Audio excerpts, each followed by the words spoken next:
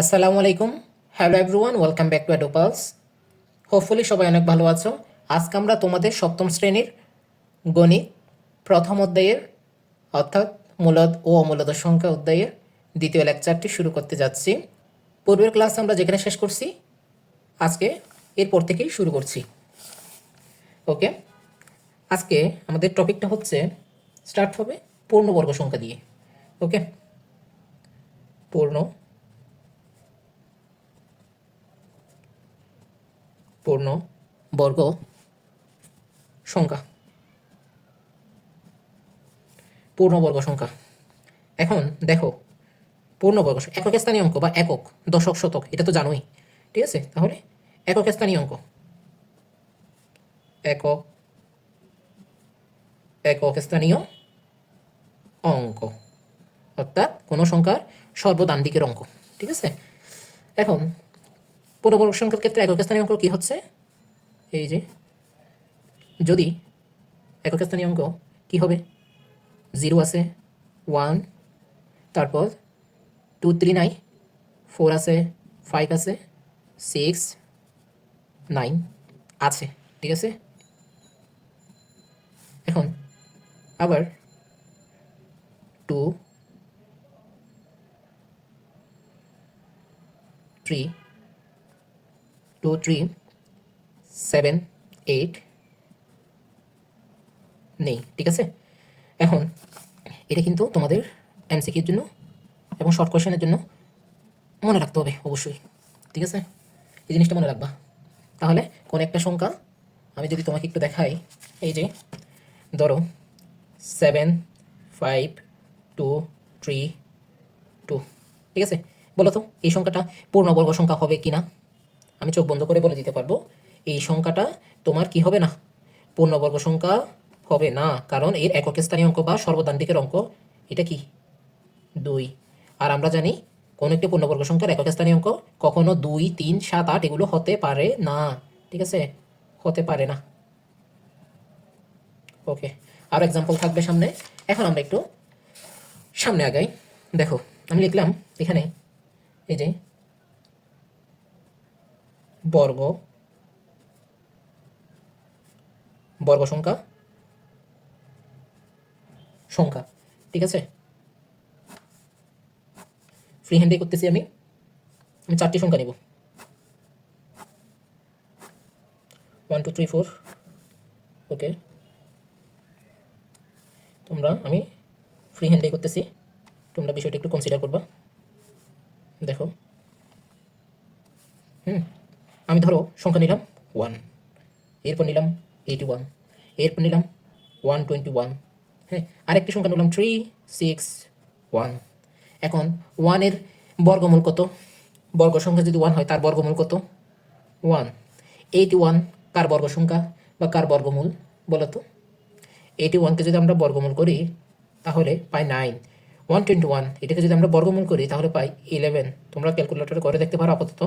হ্যাঁ, 361 এটা যদি আমরা বর্গমূল করি তাহলে পাই 19। ঠিক আছে, 19 পেলাম।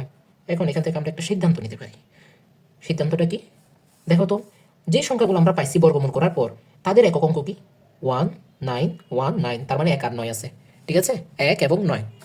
হ্যাঁ, এখান থেকে লিখতে পারি আমরা কোনো সংখ্যার কোনো সংখ্যার একক একক স্থানীয় অঙ্ক 1 বা 9 হলে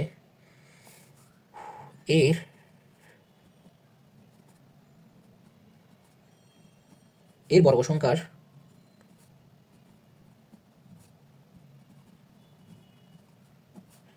একক স্থানীয় অঙ্ক কি হবে বলো তো? 1 হবে। ওকে, কেন হবে দেখো তো, এই বর্গ সংখ্যাটা কি আছে? 1 আছে, 81 121 361 সবার এককের ঘরে কি আছে? 1 আছে। এই জন্য আমরা বলতে পারি কি, হ্যাঁ, এককের ঘরে কি হবে? 1 হবে। ঠিক আছে, এরপরে যদি আমরা যাই, এরপর আমরা আরেকটি আমি এখানে ছক আঁকবো। ঠিক আছে, আরেকটি ছক আঁকি। দেখো নিলাম বর্গ সংখ্যা, আরেকটা নিলাম সংখ্যা, ঠিক আছে। এরপর আমি 3টা কলাম নেব, 3টা সারি নেব, 1 2 3।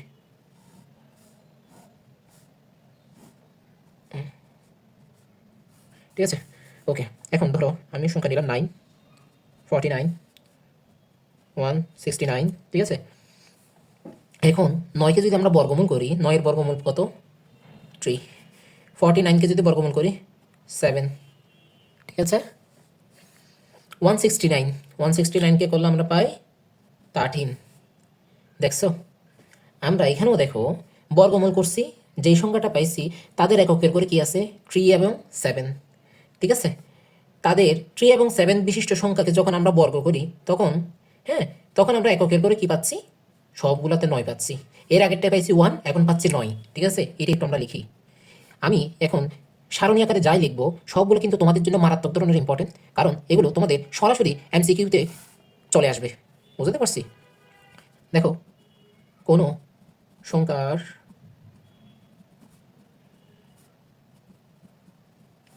একক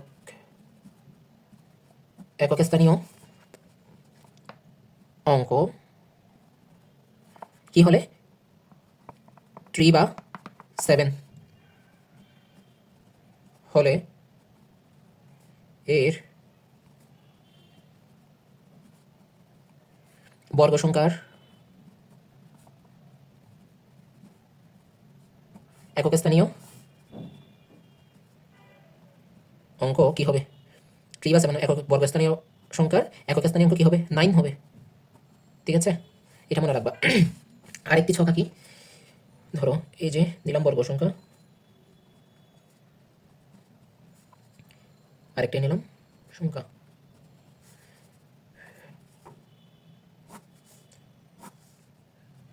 চারটা আমরা সারি নিব।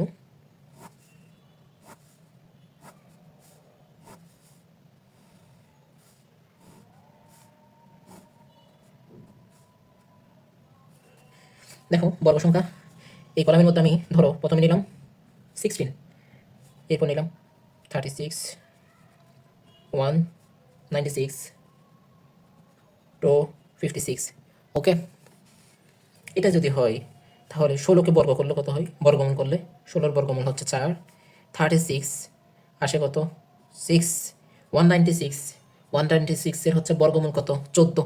14 ইন্টু 14, 196 বা 14 স্কোয়ার, ঠিক আছে। 14 স্কোয়ার 256, এটার বর্গমূল হচ্ছে 16, ঠিক আছে। 16 স্কোয়ার ইকুয়াল টু 256। এখন এটাকে আমরা কি লিখতে পারি? কোনো সংখ্যার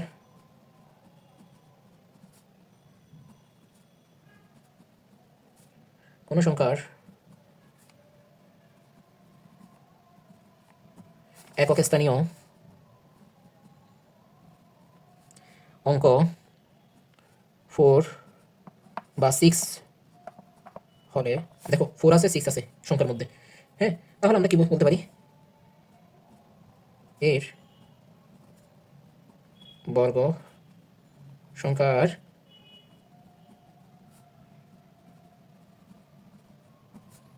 একক স্থানীয় অঙ্ক কি হবে? 6 হবে। কেন বললাম? দেখো তো, কোন একটা সংখ্যা একক ঘরে কি আছে?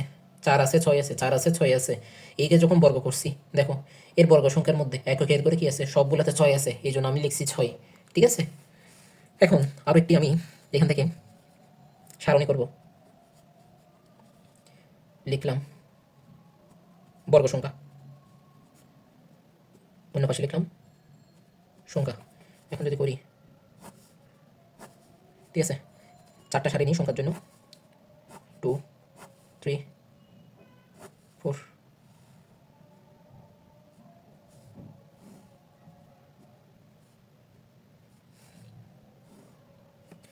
বড় 4, ধরো বর্গ সংখ্যা নিলাম 4, আরেকটা নিলাম 64, ঠিক আছে।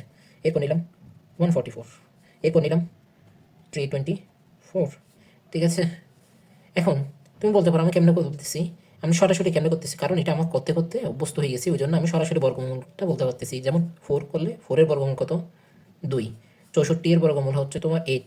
আট আট আট আটা কত 64, 12 12 কত 140, তাহলে এখানে বর্গমূল কত হবে 12, 324। এটা কিসের 18, 18 18 18 গুণ 18 কত হয় 324 হয়। ঠিক আছে, এখন এখান থেকে একটা সিদ্ধান্ত দাও তো। দেখো এখানে একটা জিনিস আমরা বলতে পারি না, কোন একটি সংখ্যার একক স্থানীয় অঙ্ক যদি 2 অথবা 8 হয়, দেখো 2 8 2 8, ঠিক আছে, তাহলে এর বর্গ সংখ্যার একক স্থানীয় অঙ্ক অবশ্যই কি হবে 4 হবে। ঠিক আছে, কোনো সংখ্যার একক একক স্থানীয় অঙ্ক 2 বা 8 হলে এর বর্গ সংখ্যার একক একক স্থানীয় অঙ্ক কত হবে 4 হবে। ওকে, এই জিনিসটা আমাদের মাথায় রাখতে হবে। তাহলে আমরা 4টা সারণী করছি, 4টা সারণীতে আমরা যা শিখছি তা কিন্তু অবশ্যই অবশ্যই আমাদের মনে রাখতে হবে। শর্টলি যদি আমি একটু বলি, একক স্থানীয় অঙ্ক যদি কি হয়, একক স্থানীয় অঙ্ক যদি 1 বা 9 হয়, তাহলে বর্গ সংখ্যার একক কি হবে 1 হবে। ঠিক আছে, আর যদি সংখ্যার একক স্থানীয় অঙ্ক 3 বা 7 হয়, হ্যাঁ, তাহলে এখানে কি হবে বর্গ সংখ্যার একক স্থানীয় অঙ্ক 9 হবে। ঠিক আছে, আর যদি সংখ্যার কোনো সংখ্যার একক স্থানীয় অঙ্ক যদি 4 বা 6 হয়, তাহলে বর্গ সংখ্যার একক স্থানীয় অঙ্ক কী হবে অবশ্যই 6 হবে। ঠিক আছে, কোনো সংখ্যার একক স্থানীয় অঙ্ক যদি 2 বা 8 হয়, 2 বা 8, তাহলে বর্গ সংখ্যা কী হবে অবশ্যই একক স্থানীয় অঙ্কটা 4 হবে। বুঝছো? পূর্ণবর্গ সংখ্যার ব্যাপারে আমরা সম্পূর্ণ আলোচনা থেকে কিছু সিদ্ধান্ত নিতে পারি। এই সিদ্ধান্ত,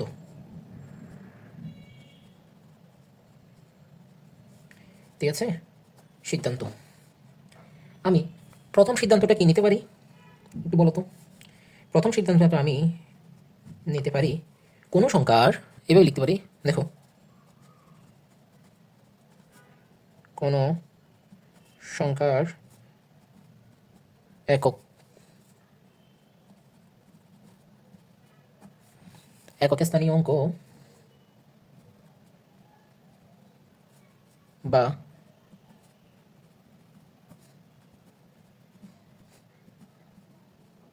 স্বল্পতান দিকের অঙ্ক যদি কি হয় 2 বা 2 বা 3 বা 7 বা 8 হয়, তাহলে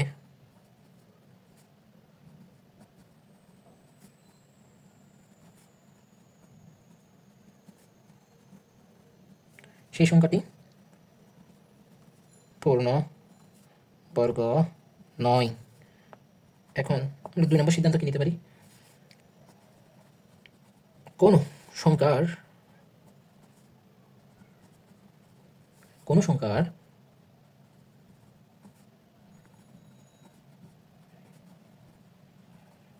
সর্বদান দিকের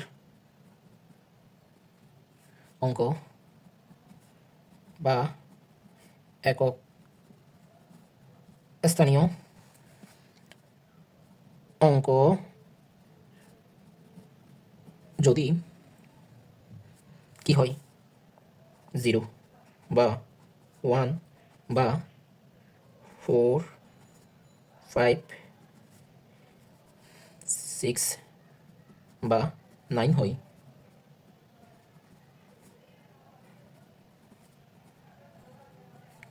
তাহলে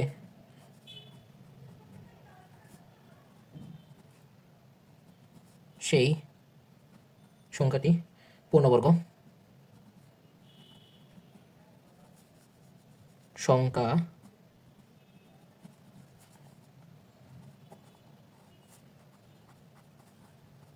হতে পারে। ঠিক আছে, যদি যেমন দিই, কয়েকটি উদাহরণ দিই। ধরো ওয়ান পূর্ণ সংখ্যার সর্বনিম্ন অঙ্ক। হ্যাঁ, যেমন 1 নিলাম, 81। তারপর ধরো 4 দিয়ে নিই, 4 হচ্ছে, 4 আছে কোথায়, 64, ঠিক আছে। তারপর 144, 144 কিসের বর্গ, 12 এর, ঠিক আছে। 25 5, 25 36, 6 এর বর্গ, 49, ওকে। এইভাবে ডট ডট ডট ইত্যাদি ইত্যাদি। আবার এটা পূর্ণবর্গ সংখ্যা নাও হতে পারে, আবার নাও হতে পারে। যেমন যেমন কি হবে, র্যান্ডম সংখ্যা, ধরো 11, এক আছে কিন্তু এককের উপরে এক আছে, কিন্তু এটা কিনা পূর্ণবর্গ না। 86, 6 আছে কিন্তু হবে না। তারপর 90, 35, 5 আছে কিন্তু হবে না। 74, 199 ইত্যাদি ইত্যাদি, ঠিক আছে। এখন দেখো তো, এখন 3 নম্বর সিদ্ধান্তটা কি হবে,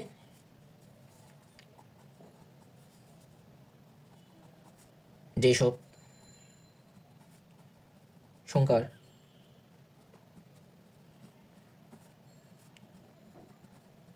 ডান দিক থেকে বিজোড় সংখ্যক শূন্য থাকে, সেই সংখ্যাটি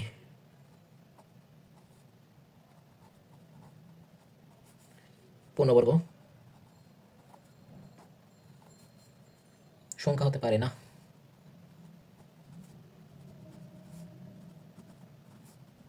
হতে পারে না, ঠিক আছে। কেন বললাম এই কথাটা, তুমি দেখো, তুমি যে কোনো সংখ্যা নাও ইচ্ছে মতো, যার শেষে বিজোড় সংখ্যক শূন্য থাকবে, ঠিক আছে, এটা তোমার জীবনেও কি হবে না, পূর্ণবর্গ সংখ্যা হবে না, ঠিক আছে। আচ্ছা, তুমি ক্যালকুলেটর ট্রাই করে দেখতে পারো। এখন বিপরীতভাবে বলতে পারি, যেসব সংখ্যার ডান দিক থেকে জোড় সংখ্যক শূন্য থাকে সেই সংখ্যাটি পূর্ণবর্গ সংখ্যা হতে পারে, ঠিক আছে।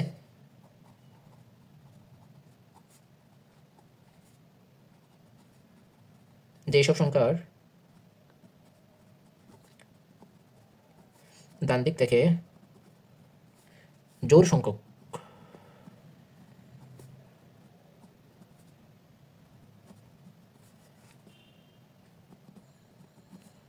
শূন্য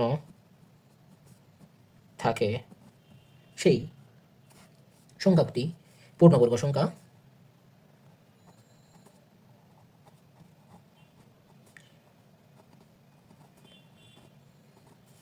পূর্ণবর্গ সংখ্যা হতে পারে।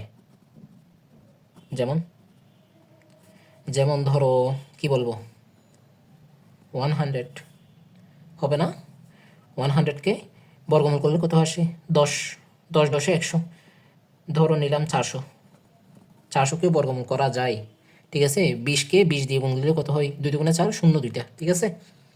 এরপর আছে কত, 2500, এখানেও আছে শূন্য কয়টা, 2টা, এটাও হয়। এখন এখন দেখো, আবার আরেকটু আছে, তোমার সবগুলো সংখ্যার পেছনেই, হ্যাঁ, ডান দিকে যে জোড় সংখ্যক শূন্য থাকলে যে পূর্ণবর্গ সংখ্যা হবে তেমন কথা নেই, হতেও পারে নাও হতে পারে। কিন্তু যদি বিজোড় সংখ্যক হয় তাহলে অবশ্যই অবশ্যই এটা কি হবে, পূর্ণবর্গ সংখ্যা হবে না, ঠিক আছে। তো আবার নাও হতে হতে পারে। যেমন যেমন কি হবে, ধরো এই যে আমি নিলাম 1300, 2টা শূন্য আছে কিন্তু এটা কি না, পূর্ণবর্গ সংখ্যা না। 300, 300 এটাও কি না, পূর্ণবর্গ সংখ্যা নয়, ওকে। এখন 500, 500, ঠিক আছে, এটাও কিন্তু পূর্ণবর্গ সংখ্যা নয়, ডট ডট ডট, এইভাবে ইত্যাদি। ওকে, এখন আরেকটা জিনিস আমি তোমাদেরকে একটু বলে দিই। এটার একটা সামারি আকারে যদি আমি একটু লিখে দিই তাহলে দেখো তো এই জিনিসটা আমরা শর্ট ট্রিক্স এখানে অ্যাপ্লাই করি।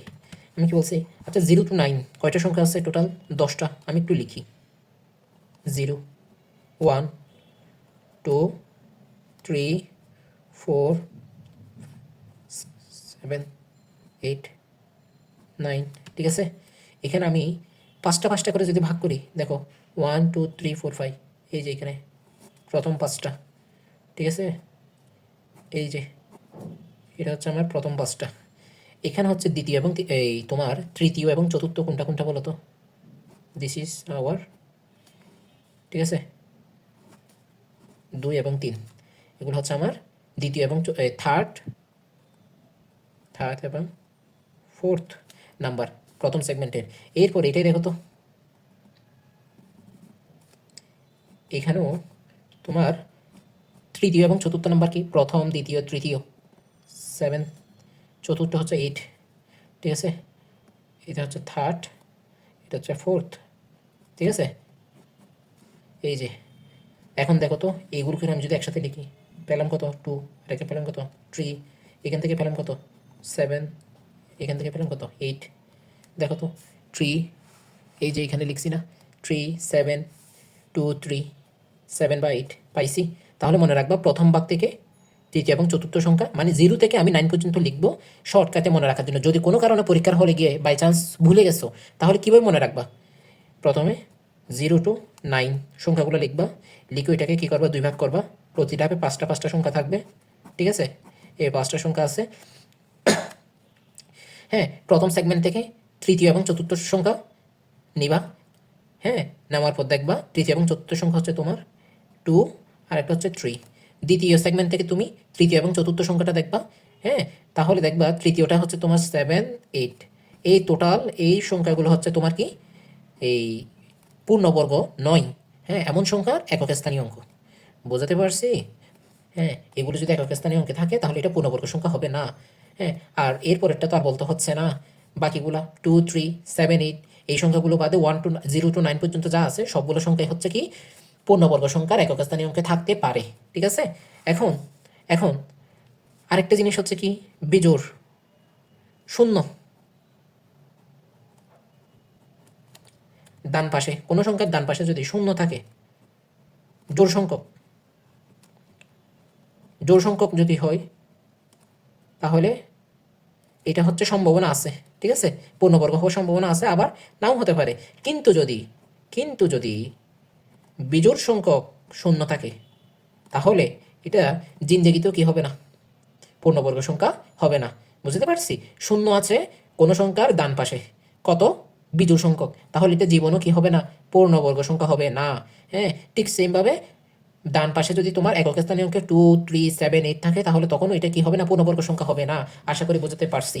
ওকে, এখন এখন আমরা একটা উদাহরণ করব। এটা বইয়ের উদাহরণ। এই উদাহরণটা করার আগে একটা ইম্পর্টেন্ট নোট আমি তোমাদেরকে দিই। হ্যাঁ, নোটটা হচ্ছে তোমার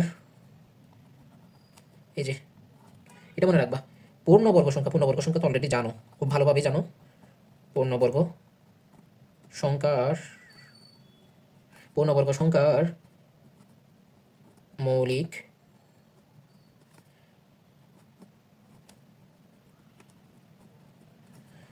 মৌলিক উৎপাদকগুলো তোমার কি থাকবে? পূর্ণবর্গ সংখ্যার ক্ষেত্রে জোড়ায় জোড়ায় থাকবে। কি বলছি বুঝতে পারছি? মৌলিক উৎপাদকের বিশ্লেষণ শিখছো না আগের ক্লাসে? জোড়ায় জোড়ায় থাকবে, জোড়ায় জোড়ায় থাকে। ওকে, এটা মাথায় রাখবা। অবশ্যই পূর্ণবর্গ সংখ্যার ক্ষেত্রে মৌলিক উৎপাদকগুলো জোড়ায় জোড়ায় থাকে। তাহলে এই জিনিসটা যদি আমি একটু দেখাই, এর আগে আমি তোমাদেরকে পড়াইছিলাম না? এর আগে আমি একটা জিনিস তোমাদেরকে পড়াইছিলাম, বলো তো ওই সংখ্যাটা কি? পূর্ণবর্গ সংখ্যা। এই যে এইখানে দেখো তো একটু, এই যে একটু আগে তোমাদেরকে পড়াইছিলাম, দেখো এখানে কি বলছিলাম? 1 4 9 16 25 36, এগুলো কি বলছিলাম? পূর্ণবর্গ সংখ্যা বলছিলাম, রাইট? এই যে পূর্ণবর্গ সংখ্যা, এই পূর্ণবর্গ সংখ্যাগুলোকে যদি তুমি উৎপাদকে বিশ্লেষণ করো, উৎপাদকে বিশ্লেষণ করলে কি পাবা জানো? উৎপাদকে বিশ্লেষণ করলে পাবা মৌলিক উৎপাদক পাবা জোড়ায় জোড়ায়, ঠিক আছে। মৌলিক উৎপাদকগুলো তুমি জোড়ায় জোড়ায় পাবা, ঠিক আছে।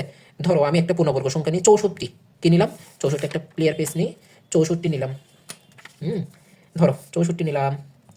এই যে 64, ওকে, এখন দেখো 64কে আমি কী করব, ভাগ করব, মৌলিক উৎপাদকে বিশ্লেষণ করব।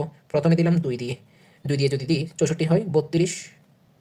এখন 32কে যদি আমি 2 দিয়ে ভাগ দিই হয় কত, 16কে যদি দিই তাহলে এটা কত হয় 8কে যদি দিই তাহলে এটা 2 দিয়ে ভাগ দিলে কত হয় 4কে যদি 2 দিয়ে ভাগ দিই তাহলে আসে কত 2 এখন দেখো আমি 64কে ভাঙছি, ভাঙার পর কয়টা 2 পাইছি দেখো, মৌলিক উৎপাদক কয়টা পাইছি 1 2 3 4 5 6, মানে তার মানে 6টা 2 পাইছি দেখো, 2 ইন্টু 2, 2 ইন্টু 2, 2 ইন্টু 2, ঠিক আছে। এখন আমি এটাকে যদি জোরবদ্ধ অবস্থায় লিখি দেখো 2 ইন্টু 2, আবার 2 ইন্টু 2, এরপরটাকেও যদি আমি 2 ইন্টু 2 লিখতে পারি, ঠিক আছে। এখন দেখো তো আমার এই যে এটা একটা কি পূর্ণবর্গ সংখ্যা, দিস ইজ এ পূর্ণবর্গ সংখ্যা, ঠিক আছে। এটাকে আমি কি করলাম, মৌলিক উৎপাদকে বিশ্লেষণ করলাম।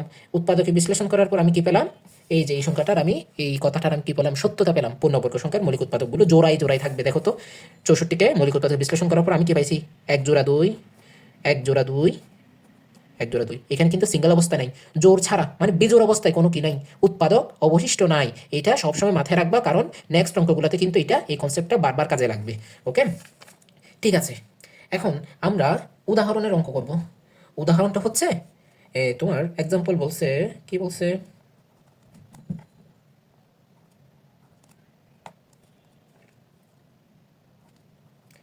নশো বাহাত্তর এর সাথে কোন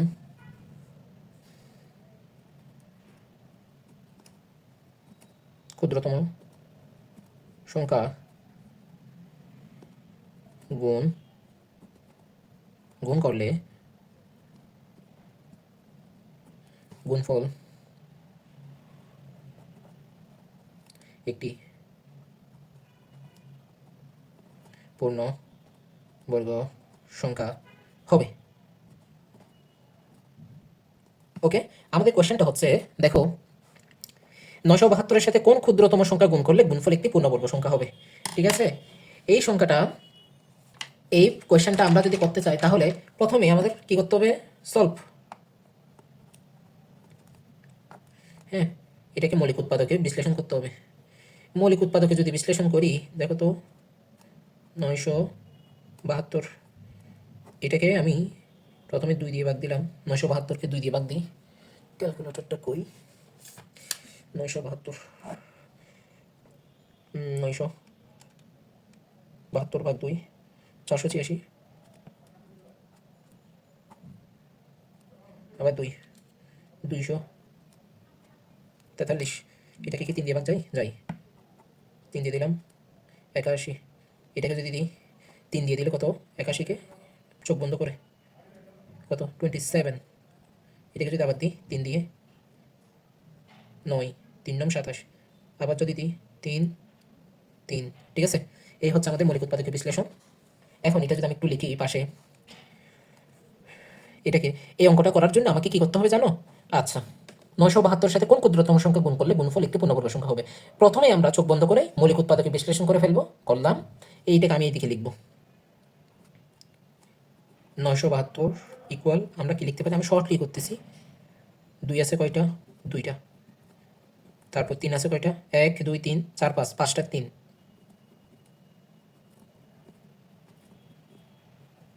5টা 3 আছে, 1 2 3 4 5টা, ঠিক আছে।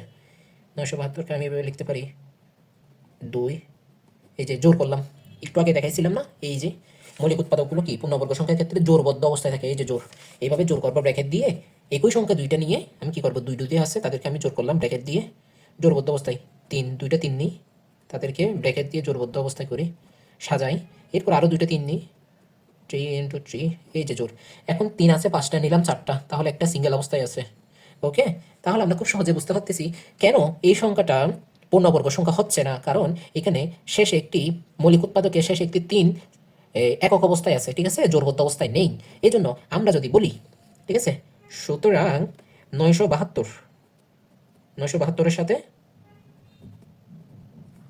হ্যাঁ, ক্ষুদ্রতম সংখ্যা 3 গুণ গুণ করলে গুণফল কি হবে বলো তো? গুণফল পূর্ণবর্গ হবে, পূর্ণবর্গ হবে। ওকে, তাহলে আমাদের অ্যান্সারটা কি? আমাদের অ্যান্সার হচ্ছে 3। এটা হচ্ছে আমাদের নির্ণয় ক্ষুদ্রতম পূর্ণ সংখ্যা। ঠিক আছে, নেক্সট কোয়েশ্চেনটা হচ্ছে আমাদের এক্সাম্পল 7। হ্যাঁ, এটা হচ্ছে তোমার সংযুক্তি অংশের মেইন টপিকে না। এক্সাম্পল 7 7 নিলাম। হ্যাঁ, কোয়েশ্চেন হচ্ছে আমাদের 1568 এর সাথে কোন ক্ষুদ্রতম সংখ্যা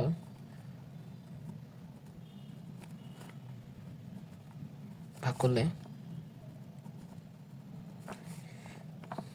ভাগফল ভাগফল কি হবে?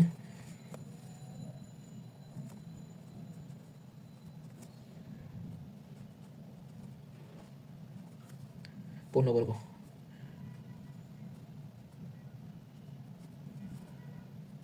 সংখ্যা হবে।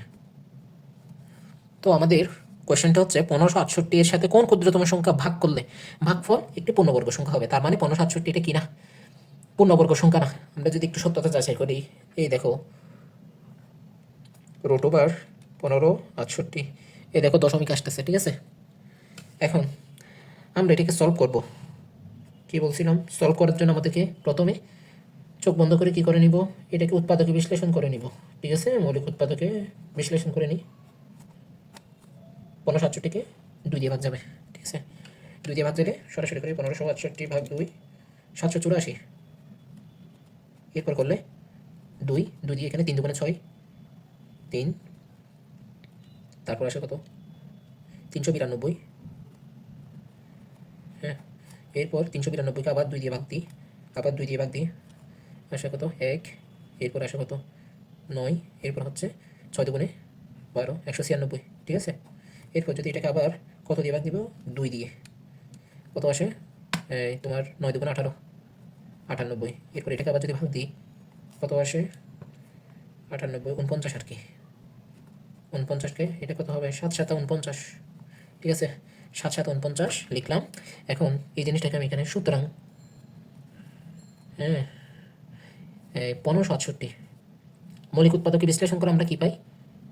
আমি সরাসরি মেইন অঙ্কটা করাচ্ছি। 1568 ইকুয়াল আমরা কি লিখতে পারি? 2 কয়টা আছে? 5টা 2 আছে।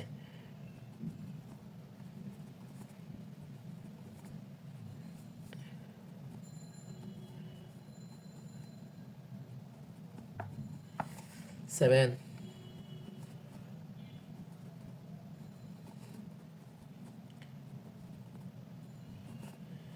জোরবদ্ধ করলাম।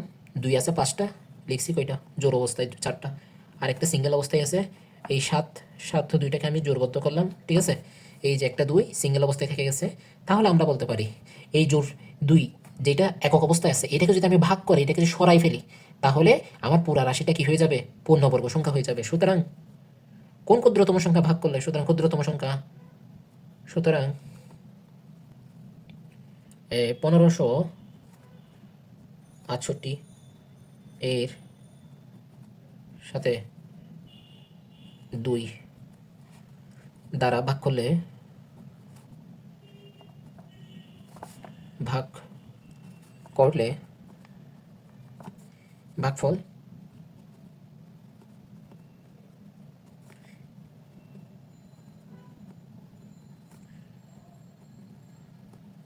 পূর্ণবর্গ হবে। ঠিক আছে, 2 দ্বারা ভাগ করলে। সুতরাং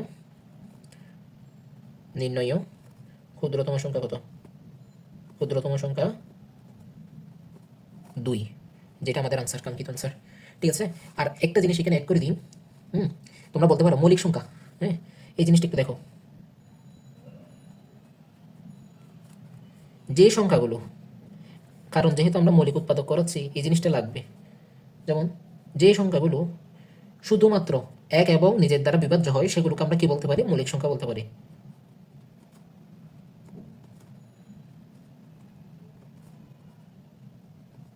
যে সংখ্যাগুলো শুধু শুধুমাত্র 1 1 এবং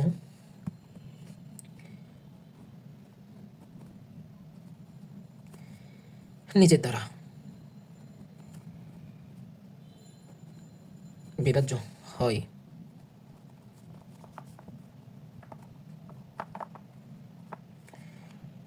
সেগুলোকে কি বলি আমরা? সেগুলোকে মৌলিক সংখ্যা। মৌলিক সংখ্যা।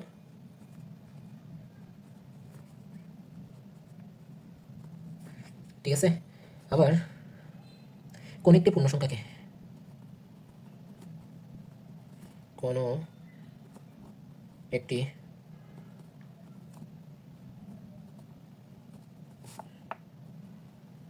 পূর্ণ সংখ্যাকে মৌলিক সংখ্যার, এই যে মৌলিক সংখ্যা পেলাম না, এই যে এরকম মৌলিক সংখ্যার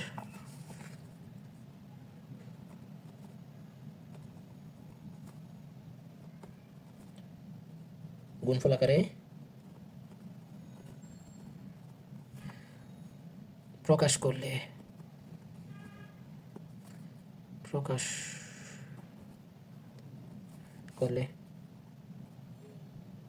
ওই